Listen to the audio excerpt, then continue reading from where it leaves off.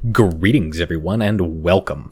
I'm your host, Captain Rye, and if you're any fan of this channel, you will know that I love playing in my Tier 9 American destroyers. And today, I'm playing in the Tier 9 Premium US destroyer, Benham, in World of Warships. But more importantly than that, there's a little something special about this game.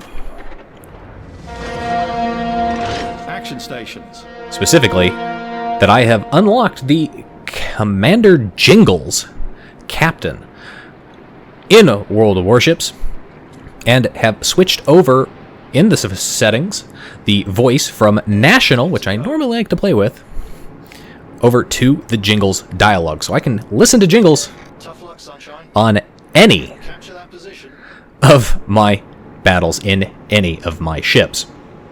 So do pay attention to the background of this battle. It's always worth an extra rewatch because the Jingles-isms that you will hear from the commander are absolutely hilarious and possibly a little poignant in this game. In the meantime, the battle is Okinawa. It is a Tier 10 maximum battle, so I'm not top tier, I'm not bottom tier.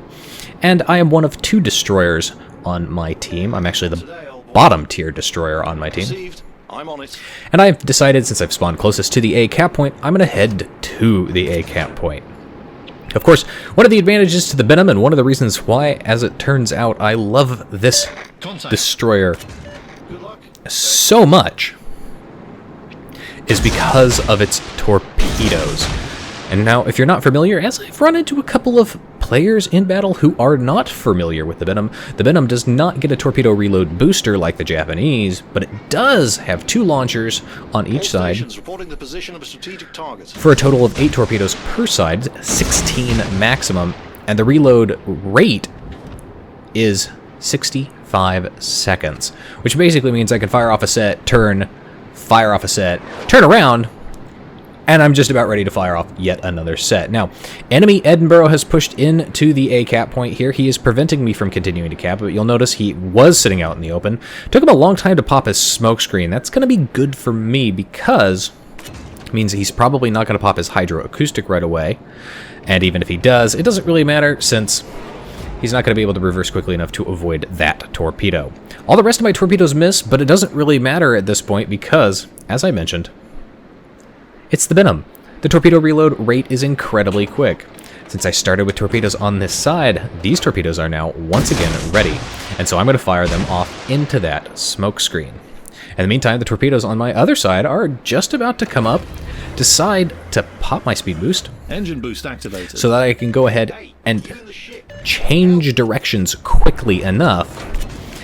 Think about going forward initially, decide I don't want to get that close to the Bismarck, I don't want to get that close with the Edinburgh there. He might be running Hydro, that could possibly, so I'm going to turn around instead, expose my stern.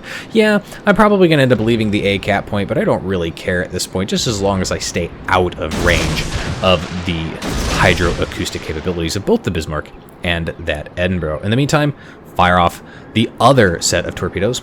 First set, managed to go through the smoke screen, miss everything. My team is now down 2 cruisers, so the enemy team is in a commanding position. They've scored the first 2 kills, and they hold the C cap point. They're capping A, and it looks like they're flipping Bravo. So my team's just not catching a break here. The enemy are winning. Hopefully they'll do something stupid. And there's one of the fantastic Jingle-isms I really liked in this battle. In the meantime, though, I get a little too close to that Bismarck, so his secondary is going to start flying out here, but look how many torpedoes I just landed on that guy. And I set him on fire, so I got 5 torpedoes, 2 floodings, and a fire. Of course, he immediately hits his damage control. That's not going to do me any good. But you'll notice that Bismarck managed to pull an Otzer, and he beached himself. So he's going to be reversing off. I know roughly where he at. Doesn't have to fire. I'm just going to shoot my guns, and the Benham, not as good as the Fletcher or the Black in this respect, only gets 4 of them. So you're not going to win any firefights, although you certainly can if you try. There's the Bismarck. He's clearly recovered some health, but it's just going to be too little too late. You're not going to move fast enough. Sorry, buddy. Bye-bye. We've sunk an allied battleship. And that's another Jingle-isms you will notice in this, with this particular commander. Every ship I sink is an ally, apparently. The enemy are winning. Yes, the enemy are winning. The Edinburgh has come out of his smoke screen. He's pushed up here. He's exposed himself. I'm thinking about Engine turning boost around deactivated. to get my torpedoes away at him. And I decide, you know what? The other torpedoes, they're going to be up in just a few seconds anyway. I might as well not even risk leaving my smoke screen. Switch over to the armor piercing. Those are color tracers. I am using the Bull Halsey Commander on this ship. Fire off these 2 sets of torpedoes. Accidentally pop out of my smoke screen as I switch over to the high explosive, but that's unfortunate for me. And just as I'm thinking about trying to reverse back into it, I spot torpedoes. Good thing I did pop out of my smoke screen. It's a little bit lucky there. Otherwise, I would have not have seen those and probably would have eaten one of those torpedoes, and that had been a bad thing.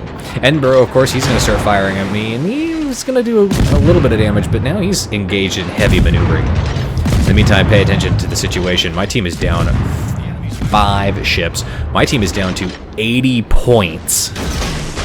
This is just not good. But there's the second kill of the game Destroyed an Allied cruiser. for my team, and at this point, my team's only 2 kills, but I'm finally able to cap Alpha, just like I said at the beginning of the battle that I was going to do.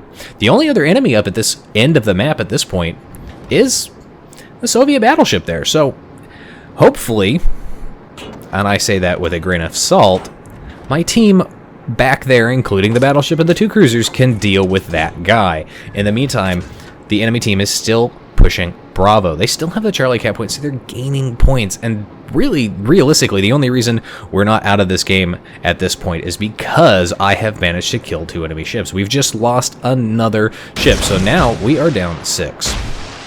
Fire off torpedoes down the channel there in Bravo. The Vladivostok is pushing up here through that channel. Now, I'm initially thinking I'm probably going to miss all of these, but you never know. He might slow down, or he might turn, and it's looking like he's turning. So fire off yet another set. Short those rather than long them. That's going to prove to be somewhat of a good thing and somewhat of a bad thing, as we'll see. Now, get again a little too close to the Vladivostok here, but good news, my smoke screen's back up. It's about this point, though, that he realizes that, hey, you know, maybe there is an enemy destroyer here. There's an angry-looking smokescreen, and my torpedoes are coming in.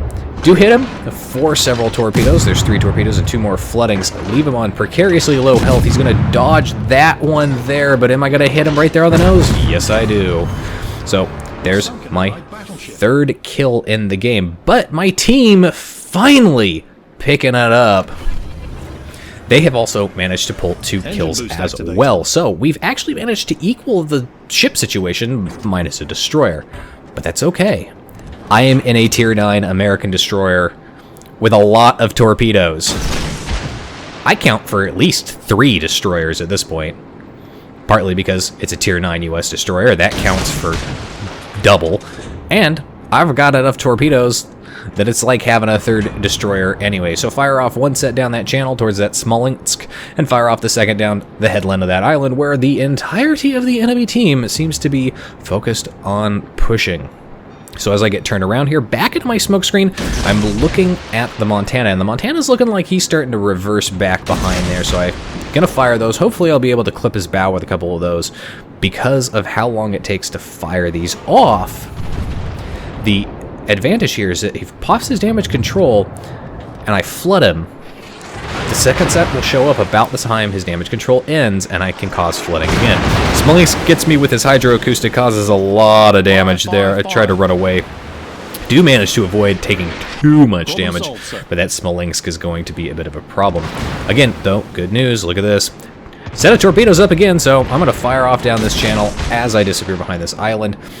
My torpedoes do manage to connect with that Montana. Unfortunately, none of the other torpedoes do, and the first set didn't quite get to that cruiser in time to take him out as well.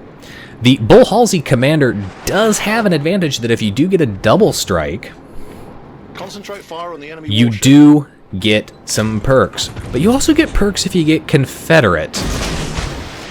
And at the rate I'm going, just sitting back here at A, sailing in circles, firing torpedoes off every 30 seconds, because I can, there's a very real possibility that I might actually get a Confederate or any other heroic achievement in this game.